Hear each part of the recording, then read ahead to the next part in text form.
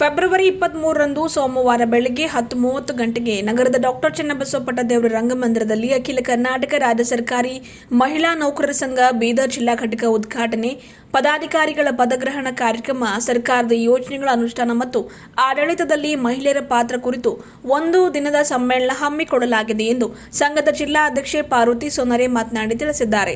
ಕರೆದ ಸುದ್ದಿಗೋಷ್ಠಿ ಉದ್ದೇಶಿಸಿ ಮಾತನಾಡಿದ ಅವರು, ಅನುಭವ ಮಂಟಪದ ಅಧ್ಯಕ್ಷರು ಆದ ನಾಡೋಜ ಪೂಜ್ಯ ಡಾಕ್ಟರ್ ಬಸವಲಿಂಗ ಪಟ್ಟದೇವರು ಸಾನ್ನಿಧ್ಯ ವಹಿಸಲಿದ್ದು, ವಿಧಾನ ಪರಿಷತ್ ಸಭಾಪತಿಗಳಾದ ಬಸವರಾಜ ಹೊರಟ್ಟಿ ಸಮಾರಂಭ ಉದ್ಘಾಟನೆ ಮಾಡಲಿದ್ದಾರೆ. ರಾಜ್ಯದ ಅರಣ್ಯ, ಪರಿಸರ ಮತ್ತು ಜೀವಶಾಸ್ತ್ರ ಸಚಿವರು, ಬೀದರ್ ಜಿಲ್ಲಾ ಉಸ್ತುವಾರಿ ಮಂತ್ರಿಗಳಾದ ಈಶ್ವರ ಖಂಡ್ರೆ ಕಾರ್ಯಕ್ರಮದಲ್ಲಿ ಅಧ್ಯಕ್ಷತೆ ವಹಿಸಲಿದ್ದಾರೆ. ಮುಖ್ಯ ಅತಿಥಿಗಳಾಗಿ ಪೌರಾಡಳಿತ ಸಚಿವ ರಹೀಂ ಖಾನ್, ಸಂಸದ ಸಾಗರ ಖಂಡ್ರೆ ಇರಲಿದ್ದಾರೆ ಎಂದು ತಿಳಿಸಿದರು. ಈಗಾಗಲೇ ನಮ್ಮ ಹೋರಾಟಕ್ಕೆ ಸ್ಪಂದಿಸಿದ ರಾಜ್ಯ ಸರ್ಕಾರ ಒಂದು ದಿನದ ಮಟ್ಟಿಗೆ ಋತುಚಕ್ರ ರಜೆ ಘೋಷಣೆ ಮಾಡಿರುವುದು ಸ್ವಾಗತಾರ್ಹ ಕ್ರಮವಾಗಿದ್ದು, ಹಾಲುಣಿಸುವ ತಾಯಂದಿರಿಗೆ ಆಯಾ ಕಚೇರಿಗಳಲ್ಲಿ ವಿಶ್ರಾಂತಿ ಕೋಣೆ ಒದಗಿಸಬೇಕು. ಎಲ್ಲಾ ಜಿಲ್ಲಾ ಮತ್ತು ತಾಲೂಕು ಕೇಂದ್ರಗಳಲ್ಲಿ ಅಖಿಲ ಕರ್ನಾಟಕ ಮಹಿಳಾ ನೌಕರರಿಗೆ ಕಚೇರಿ ಒದಗಿಸಬೇಕು. ಬರಿಯಷ್ಟೇ ಅಲ್ಲದೆ ಗರ್ಭಿಣಿ ನೌಕರಸ್ಥರಿಗೆ 9 ತಿಂಗಳು ಅವರು ಚಿಕಿತ್ಸೆಗೆ ತೆರಳಲು 9 ದಿನ ಆರೋಗ್ಯ ಚಿಕಿತ್ಸೆ ಒದಗಿಸಬೇಕು ಎಂದು ಸಮ್ಮೇಳನದಲ್ಲಿ ಪ್ರಸ್ತಾಪಿಸಲಾಗುವುದು ಎಂದು ಪಾರ್ವತಿ ಸೋನಾರೆ ಮಾತನಾಡಿ ತಿಳಿಸಿದರು. ಇದೇ ಸಂದರ್ಭದಲ್ಲಿ ಅಕ್ಕಾಪಡಿಯ ರಾಜ್ಯ ಸಂಯೋಜಕಿ ಶೈನಿ ಪ್ರದೀಪ್ ಕುಂಟಿ, ಔರಾದ ತಾಲೂಕಾ ವೈದ್ಯಾಧಿಕಾರಿ ಗಾಯತ್ರಿ ವಿಜಯಕುಮಾರ್ ಹಾಗೂ ಜೂನಿಯರ್ ಮಿಸ್ ಇಂಡಿಯಾ ಸ್ಪರ್ಧೆಯಲ್ಲಿ second runner up Purvi Sanjeev Kumar ಅವರನ್ನ ವಿಶೇಷವಾಗಿ ಸನ್ಮಾನಿಸಲಾಗುವುದು ಎಂದು ತಿಳಿಸಿದರು. ಅಂದಿನ ಕಾರ್ಯಕ್ರಮದಲ್ಲಿ ಭಾಗವಹಿಸುವ ಎಲ್ಲ ರಾಜ್ಯ ಸರ್ಕಾರಿ ಮಹಿಳಾ ನೌಕರರಿಗೆ ಸರ್ಕಾರದಿಂದ ಹಾಜರಾತಿ ಪ್ರಮಾಣ ಪತ್ರ ನೀಡಲಾಗುವುದು. ಈಗಾಗಲೇ ಈ ಸಂಬಂಧ ಜಿಲ್ಲಾಧಿಕಾರಿ ಶಿಲ್ಪಾ ಶರ್ಮಾ ಅವರು ಒಂದು ದಿನ ವಿಶೇಷ ಸಾಂದರ್ಭಿಕ ರಜೆ ಮಂಜೂರು ಮಾಡಿ ಆದೇಶ ಹೊರಡಿಸಿದ್ದು, ಎಲ್ಲಾ ಮಹಿಳಾ ನೌಕರರು ಕಡ್ಡಾಯವಾಗಿ ಈ ಕಾರ್ಯಕ್ರಮದಲ್ಲಿ ಭಾಗವಹಿಸಿ ಕಾರ್ಯಕ್ರಮ ಯಶಸ್ವಿಗೊಳಿಸಬೇಕು ಎಂದು ಪಾರ್ವತಿ ಸೋನಾರೆ ಮನವಿ ಮಾಡಿದರು. ಸಂಘದ ಉಪಾಧ್ಯಕ್ಷೆ ವಿಜಯಶೀಲಾ, ಪ್ರಧಾನ ಕಾರ್ಯದರ್ಶಿ ಗೀತಾ ಗಡ್ಡಿ, ಖಜಾಂಚಿ ಪದ್ಮಾ ಕಾರ್ಯದರ್ಶಿ ಅವರು ಮಾತನಾಡಿದರು. ಈ ವೇಳೆ ಕಾರ್ಯದರ್ಶಿ ಅಶ್ವಿನಿ, ಸದಸ್ಯರಾದ ರೇಣುಕಾ, ಸುಧಾ ಜಿ ಮತ್ತು ಇತರರು ಸುದ್ದಿಗೋಷ್ಠಿಯಲ್ಲಿ ಭಾಗಿಯಾಗಿದ್ದರು. ಪಾತ್ರ ಅನ್ನುವಂಥ ವಿಷಯದ ಮೇಲೆ ಕಾರ್ಯಾಗಾರವನ್ನು ಕೂಡ ನಾವು ದಿನಾಂಕ 23 ಇದೇ ನಾಡಿದ್ದು ಸೋಮವಾರ ದಿವಸ ಮಾಡ್ತಾ ಇದ್ದೀವಿ. ಮುಖ್ಯವಾಗಿ ಸರ್ಕಾರಿ ಮಹಿಳಾ ನೌಕರರ ಸಂಘ ಏನು ಇದೆ, ರಾಜ್ಯ ಮಟ್ಟದಲ್ಲಿ ಈಗಾಗಲೇ ನಾವು ಜನವರಿ ತಿಂಗಳಲ್ಲಿ ಇಲ್ಲಿ ಪತ್ರಿಕಾಗೋಷ್ಠಿ ಮಾಡಿದ್ವಿ. ಸಂಘದ ಗುರಿ ಮತ್ತು ಉದ್ದೇಶಗಳು ಏನೇನು ಅನ್ನೋದನ್ನು ಅವತ್ತು ಕೂಡ ನಾವು ಹಂಚ್ಕೊಂಡಿದ್ದೀವಿ. ಇವತ್ತು ಬೀದರ್ ಜಿಲ್ಲೆಯ ಒಂದು ಘಟಕದ ಒಂದು ಉದ್ಘಾಟನೆ ಏನಿದೆ, ಈ ಒಂದು ಬೀದರ್ ಜಿಲ್ಲೆಯ ಜಿಲ್ಲಾ ಸಮಿತಿಯಲ್ಲಿ ಎಲ್ಲ ಇಲಾಖೆಯ ಮಹಿಳೆಯರನ್ನ ಒಳಗೊಂಡಿದ್ವಿ. ಪಂಚಾಯತ್ ರಾಜ್ ಇಲಾಖೆ ಇರ್ಬೋದು, ಆರೋಗ್ಯ ಇಲಾಖೆ ಇರ್ಬೋದು, ಶಿಕ್ಷಣ ಇಲಾಖೆ, ಕ್ರೀಡಾ ಇಲಾಖೆ, ಮತ್ತೆ ರೆವಿನ್ಯೂ ಡಿಪಾರ್ಟ್ಮೆಂಟ್, ಹೀಗೆ ಎಲ್ಲ ಇಲಾಖೆಯ ಮಹಿಳೆಯರನ್ನ ಒಳಗೊಂಡು ನಾವು ಜಿಲ್ಲಾ ಸಮಿತಿಯನ್ನ ರಚನೆ ಮಾಡ್ಕೊಂಡಿದ್ದೀವಿ. ನಾವು ಈ ಸಂಘದ ಒಂದು ಉದ್ದೇಶ ಏನಪ್ಪಾ, ನಾವ್ ಯಾಕೆ ಸಂಘವನ್ನ ಕಟ್ಕೊಂಡ್ವಿ ಅಂತಂದ್ರೆ, ಹೆಣ್ಮಕ್ಳಿಗೆ ತನ್ನದೇ ಆಗಿರ್ತಕ್ಕಂಥ ಒಂದು ಪ್ರತ್ಯೇಕವಾಗಿರ್ತಕ್ಕಂಥ ವೇದಿಕೆ ನಮಗ್ ಬೇಕು ಅನ್ನೋದು ನಮಗ್ ಬಹಳ ಬಹುಮುಖ್ಯ ಅದು ಅಂತ ಅನಿಸಿರೋ ಕಾರಣಕ್ಕಾಗಿ ರಾಜ್ಯಾದ್ಯಂತ ಈ ಒಂದು ಘಟಕವನ್ನ ನಾವು ಸ್ಥಾಪನೆ ಮಾಡ್ಕೊಂಡಿದ್ವಿ.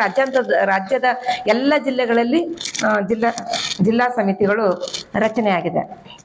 ಈಗ ಎಲ್ಲ ರಾಜ್ಯಾಧ್ಯಕ್ಷರಾಗಿರ್ತಕ್ಕಂಥ ರೋಶ್ನಿ ಗೌಡ ಮೇಡಮ್ ಅವರು ಕೂಡ ಕರ್ನಾಟಕ ರಾಜ್ಯದ ಎಲ್ಲಾ ಜಿಲ್ಲೆಗಳಿಗೆ 1 ತಿಂಗಳು ರಜೆ ಹಾಕಿ ಅವರ ಪ್ರವಾಸವನ್ನ ಕೈಗೊಂಡು ಎಲ್ಲಾ ಜಿಲ್ಲೆಯಲ್ಲಿ ಘಟಕವನ್ನ ಸ್ಥಾಪನೆ ಮಾಡಿದ್ದಾರೆ. ಈಗ ಇದೇ ಫೆಬ್ರವರಿ 23ರಂದು ನಮ್ಮ ಜಿಲ್ಲಾ ಘಟಕದ ಒಂದು ಉದ್ಘಾಟನಾ ಸಮಾರಂಭ. ಈ ಸಮಾರಂಭಕ್ಕೆ ಮಾನ್ಯ ಸಭಾಪತಿಗಳಾಗಿರ್ತಕ್ಕಂತಹ ಸೋಲಿಲ್ಲದ ಸರದಾರ ಅಂತ ಹೇಳ್ಬೋದು, ಅಜಾತ ಶತ್ರು ಅಂತ ಹೇಳ್ಬೋದು ಆಗಿರ್ತಕ್ಕಂಥ ಸನ್ಮಾನ್ಯ ಶ್ರೀ ಬಸವರಾಜ ಹೊರಟ್ಟಿ ಸರ್ ಅವರು ಮತ್ತು ನಮ್ಮ ಮಾನ್ಯ ಸಚಿವರಾಗಿರ್ತಕ್ಕಂಥ ಸನ್ಮಾನ್ಯ ಶ್ರೀ ಈಶ್ವರ ಖಂಡ್ರೆ ಸಾಹೇಬರು, ರಹೀಂ ಖಾನ್ ಸಾಹೇಬರು ಮತ್ತು ಬೆಲ್ದಾಳೆ ಸಾಹೇಬರು, ಹೀಗೆ ಮತ್ತೆ ಚೌಹಾಣ್ ಸರ್, ಎಲ್ಲರೂ ನಮ್ಮ ಜಿಲ್ಲೆಯ ಎಲ್ಲರೂ ಸನ್ಮಾನ್ಯರೆಲ್ಲರೂ ಬರ್ತಾ ಇದ್ದಾರೆ ಈ ಒಂದು ಕಾರ್ಯಕ್ರಮಕ್ಕೆ. ಜೊತೆಗೆ ಜಿಲ್ಲೆಯ ಎಲ್ಲ ಇಲಾಖೆ ಎಲ್ಲ ಮಹಿಳೆಯರು ಈ ಒಂದು ಕಾರ್ಯಕ್ರಮದಲ್ಲಿ ಭಾಗವಹಿಸ್ತಾ ಇದ್ದಾರೆ.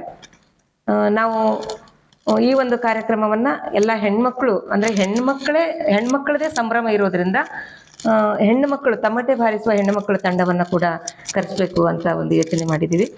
ಮತ್ತು ನಾವು ಕನ್ನಡಾಂಬೆಯ ಒಂದು ಚೌಕ್ ಏನಿದೆ, ಅಲ್ಲಿಂದ ನಾವು ಮಾನ್ಯ ಸಭಾಪತಿಗಳಾಗಿರ್ತಕ್ಕಂಥ ಬಸವರಾಜ ಹೊರಟ್ಟಿ ಸರ್ ಅವರನ್ನ ಅಲ್ಲಿಂದ ನಾವು ಸ್ವಾಗತವನ್ನ ಮಾಡಿಕೊಳ್ಳುವಂಥ ಒಂದು ಯೋಜನೆ ಕೂಡ ಇದೆ. ಹಾಗಾಗಿ ಜಿಲ್ಲೆಯ ಸಮಸ್ತ ಎಲ್ಲ ಇಲಾಖೆಯ ಎಲ್ಲ ಮಹಿಳೆಯರು ಎ ಗ್ರೇಡಿಂದ ಹಿಡ್ಕೊಂಡು ಡಿ ಗ್ರೇಡ್ವರೆಗೂ ಪ್ರತಿಯೊಬ್ಬ ಮಹಿಳೆಯು ನಮ್ಮ ಜಿಲ್ಲಾ ಒಂದು ಸಮ್ಮೇಳನದಲ್ಲಿ ಎಲ್ಲರೂ ಭಾಗವಹಿಸಬೇಕು ಅಂತ ಈ ಸಂದರ್ಭದಲ್ಲಿ ನಾನು ಎಲ್ಲರ ಹತ್ರ ಕೇಳ್ತೇನೆ.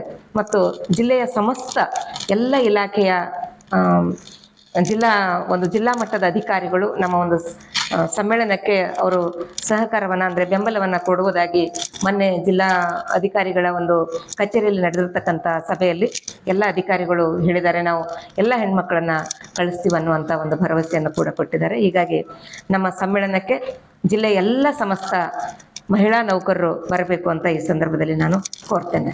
ಎಲ್ಲರನ್ನ ಅಂದ್ರೆ ಎಲ್ಲಾ ಗ್ರೇಡ್ನವ್ರನ್ನ ನಾವು ಸನ್ಮಾನ ಮಾಡಬೇಕು ಅಂತ ನಾವು ಜಿಲ್ಲಾಧಿಕಾರಿಗಳ ಕಚೇರಿಯಲ್ಲಿ ಒಂದು ಸಭೆ ನಡೆದಾಗ ಆ ವಿಷಯವನ್ನ ಇಟ್ವಿ ಸರ್. ಒಂದೊಂದು ಇಲಾಖೆಯಲ್ಲಿ ಎ ಗ್ರೇಡ್ ಇಂದ ಡಿ ಗ್ರೇಡ್ ವರೆಗೂ ಅತ್ಯುತ್ತಮ ಸೇವೆ ಸಲ್ಲಿಸತಕ್ಕಂತ ಮಹಿಳೆಯರ ಹೆಸರುಗಳನ್ನ ಕೊಡಿ ಸರ್ ಅಂತ.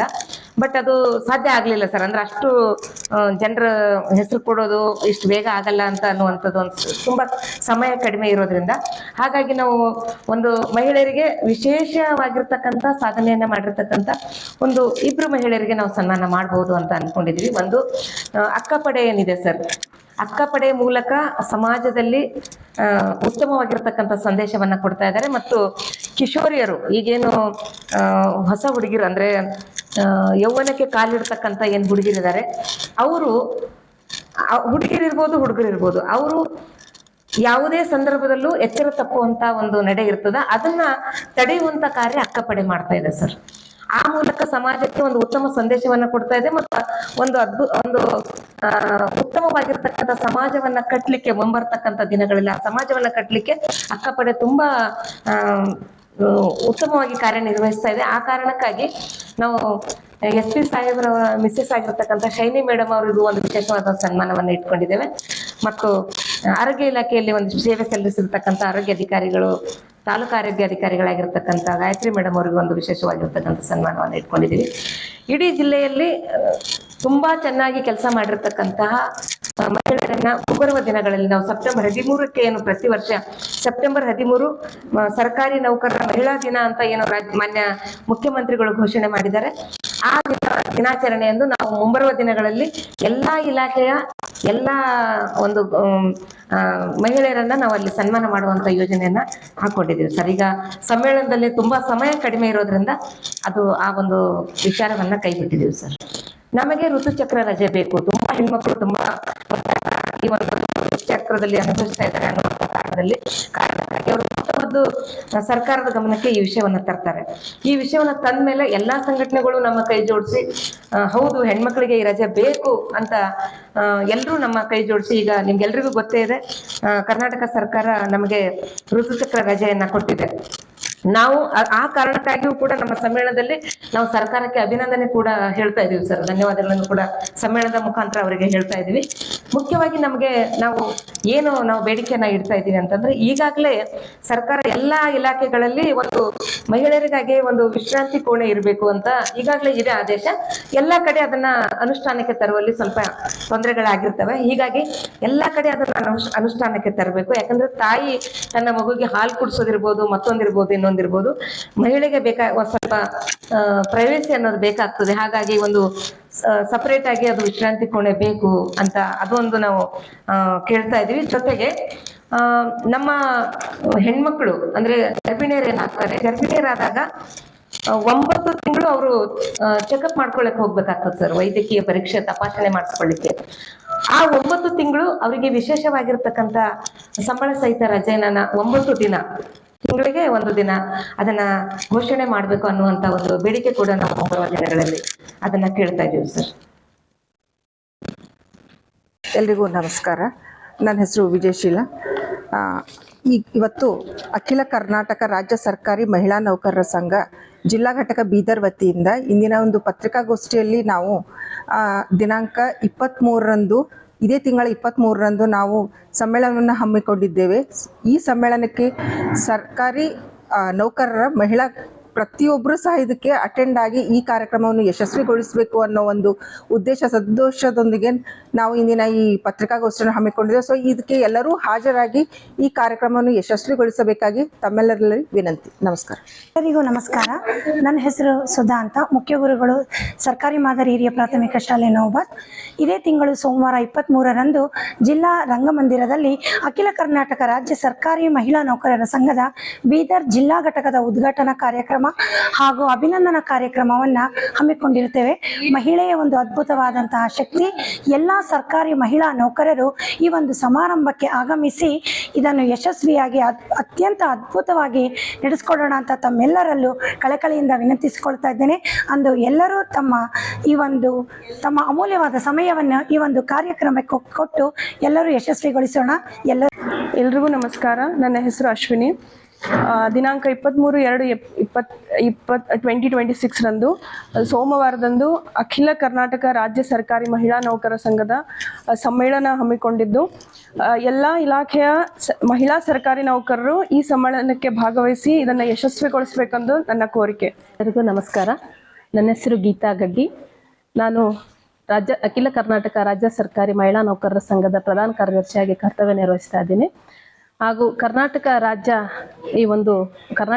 ಸರ್ಕಾರಿ ಮಹಿಳಾ ನೌಕರರ ಸರ್ವಾಂಗೀಣ ನಾಯಕತ್ವ ಬೆಳವಣಿಗೆ ಹಾಗೂ ಕಾರ್ಯಕ್ಷೇತ್ರದಲ್ಲಿ ಸಮಸ್ಯೆಗಳು ಮತ್ತು ಅದನ್ನು ನಿವಾರಣೆಯ ಒಂದು ದೃಷ್ಟಿಕೋನವನ್ನು ಇಟ್ಕೊಂಡು ಸರ್ಕಾರಿ ಮಹಿಳಾ ನೌಕರರ ಸರ್ವಾಂಗೀಣ ಮತ್ತು ಸರ್ವತೋಮುಖ ಅಭಿವೃದ್ಧಿಗಾಗಿ ಈ ಒಂದು ಮಹಿಳಾ ನೌಕರರ ಸಂಘದ ಒಂದು ಜಿಲ್ಲಾ ಘಟಕದ ಉದ್ಘಾಟನೆ ದಿನಾಂಕ 23/2/2026 ಸೋಮವಾರದಂದು ನಡೀತಾ ಇದೆ. ಈ ಒಂದು ಸಭೆಗೆ ಮಾನ್ಯ ಸಭಾಪತಿಗಳಾಗಿರ್ತಕ್ಕಂಥ ಬಸವರಾಜ್ ಹೊರಟ್ಟಿ ಸರ್ ಅವರು ಆಗಮಿಸ್ತಾ ಇದ್ದಾರೆ. ಹಾಗಾಗಿ ಎಲ್ಲ ಒಂದು ಮಹಿಳಾ ನೌಕರರು ಈ ಒಂದು ಸಭೆಯಲ್ಲಿ, ಎಲ್ಲ ಇಲಾಖೆಗಳ ಮಹಿಳಾ ನೌಕರರು ಈ ಸಭೆಯಲ್ಲಿ ಭಾಗವಹಿಸಿ ಹಾಗೂ ಆ ಸಭೆಯನ್ನು ಯಶಸ್ವಿಗೊಳಿಸಿ ಈಗಾಗಲೇ ಎಲ್ಲ ಮಹಿಳಾ ನೌಕರರು ಈ ಒಂದು ಸಂಘದ ಪ್ರತಿಫಲವಾಗಿ ಋತುಚಕ್ರ ರಜೆಯನ್ನು ತೆಗೆದುಕೊಂಡು ತಾವೆಲ್ಲರೂ ಅದರ ಫಲಾನುಭವಿಗಳಾಗಿದ್ದೀರಿ. ಇದಕ್ಕೆ ನಾವೆಲ್ಲರೂ ಅವರಿಗೆ ಸರ್ಕಾರಕ್ಕೆ ಅಭಿನಂದನೆಯನ್ನು ಸಲ್ಲಿಸುವ ಉದ್ದೇಶದಿಂದಲೇ ಈ ಸಮ್ಮೇಳನವನ್ನು ನಡೆಸ್ತಾ ಇದ್ದೀವಿ. ಅದರ ಜೊತೆಗೆ ಆಗೋ ಸಲುವಾಗಿ ಸಭೆ ನಡೀತಾ ಇದೆ. ಈ ಸಭೆಯನ್ನು ಯಶಸ್ವಿಗೊಳಿಸಿ ಈ ಒಂದು ಕಾರ್ಯಕ್ರಮವನ್ನು ಯಶಸ್ವಿಗೊಳಿಸ್ಬೇಕಂತ ಎಲ್ಲ ಮಹಿಳಾ ನೌಕರರು ಭಾಗವಹಿಸಿ ಯಶಸ್ವಿಗೊಳಿಸ್ಬೇಕಂತ ಹೇಳಿ ತಮ್ಮಲ್ಲಿ ವಿನಯಪೂರ್ವಕವಾಗಿ ಮನವಿ ಮಾಡ್ಕೊಳ್ತಾ ಇದ್ದೀನಿ. ಧನ್ಯವಾದಗಳು. ಎಲ್ರಿಗೂ ನಮಸ್ಕಾರ. ನನ್ನ ಹೆಸರು ಪದ್ಮಾವತಿ.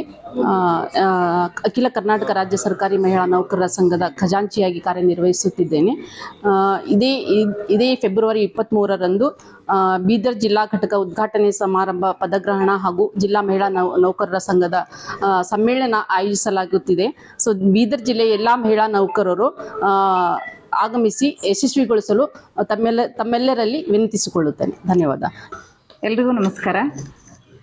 ಅಖಿಲ ಕರ್ನಾಟಕ ರಾಜ್ಯ ಸರ್ಕಾರಿ ಮಹಿಳಾ ನೌಕರರ ಸಂಘ ಇದೇ ಫೆಬ್ರವರಿ 23ರಂದು ಮಹಿಳಾ ನೌಕರರ ಸಂಘದ ಒಂದು ಉದ್ಘಾಟನೆ ಸಮಾರಂಭವನ್ನು ನಮ್ಮ ಬೀದರ ಜಿಲ್ಲೆಯಲ್ಲಿ ಹಮ್ಮಿಕೊಂಡಿದ್ದೇವೆ. ಬೀದರ್ ಜಿಲ್ಲೆಯ ನಮ್ಮ ರಂಗಮಂದಿರದಲ್ಲಿ ಹಮ್ಮಿಕೊಂಡಿದ್ದೀವಿ. ಎಲ್ಲ ಸರ್ಕಾರಿ ಮಹಿಳಾ ನೌಕರಸ್ಥರು ಕಡ್ಡಾಯವಾಗಿ ಈ ಒಂದು ಸಮ್ಮೇಳನದಲ್ಲಿ ಭಾಗವಹಿಸಬೇಕಾಗಿ ಎಲ್ಲರಲ್ಲಿ ವಿನಮ್ರಪೂರ್ವಕವಾಗಿ ನಾನು ಕೇಳಿಕೊಳ್ಳುತ್ತೇನೆ. ನಮ್ಮ ಸಂಘ ನಮ್ಮ ಹೆಮ್ಮೆ. ಈ ಒಂದು ಮಹಿಳಾ ನೌಕರರದ ಎಲ್ಲ ಬೇಡಿಕೆಗಳನ್ನು ಹಾಗೂ ನಮ್ಮ ಹಕ್ಕುಗಳನ್ನು ಪ್ರತಿಬಿಂಬಿಸೋಕ್ಕಾಗಿ ಒಂದು ವೇದಿಕೆ ಇದೆ. ಇದನ್ನು ಎಲ್ಲರೂ ಕಡ್ಡಾಯವಾಗಿ ಭಾಗವಹಿಸಿ ಈ ಕಾರ್ಯಕ್ರಮವನ್ನು ಯಶಸ್ವಿಗೊಳಿಸಬೇಕಾಗಿ ಎಲ್ಲರೂ ಕೇಳಿಕೊಳ್ತೇನೆ. ಎಲ್ಲರಿಗೂ ನಮಸ್ಕಾರ.